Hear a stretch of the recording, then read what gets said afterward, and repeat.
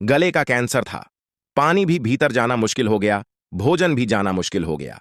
तो विवेकानंद ने एक दिन अपने गुरुदेव रामकृष्ण परमहंस से कहा कि आप मां काली से अपने लिए प्रार्थना क्यों नहीं करते? क्षण भर की बात है, आप कह दें और गला ठीक हो जाएगा। तो रामकृष्ण हंसते रहते, कुछ बोलते नहीं।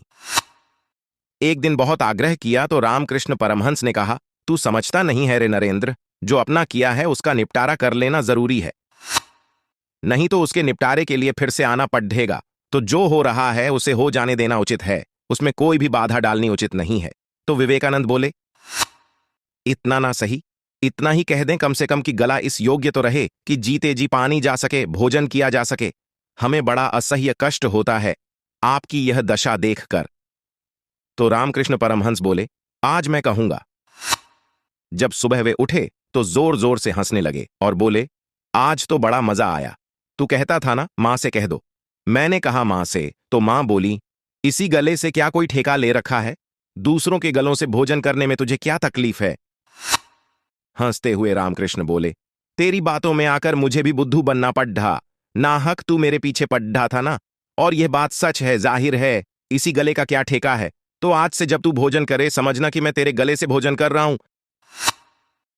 फिर रामकृष्ण बहुत हंसते रहे उस दिन दिन भर। डॉक्टर आए और उन्होंने कहा, आप हंस रहे हैं और शरीर की अवस्था ऐसी है कि इससे ज्यादा पीड़ा की स्थिति नहीं हो सकती। रामकृष्ण ने कहा, हंस रहा हूं इससे कि मेरी बुद्धि को क्या हो गया कि मुझे खुद ख्याल न आया कि सभी गले अपने ही हैं। सभी गलों से अब मैं भोजन करूंगा। अब इस एक गले की क्या जिद करनी है? कितनी ही विकट परिस्थिति क्यों न हो, संत कभी अपने लिए नहीं मांगते, साधु कभी अपने लिए नहीं मांगते। जो अपने लिए मांगा तो उनका संतत्व खत्म हो जाता है। वो रंक को राजा और राजा को रंक बना देते हैं, लेकिन खुद भिक्षुक बने रहते हैं।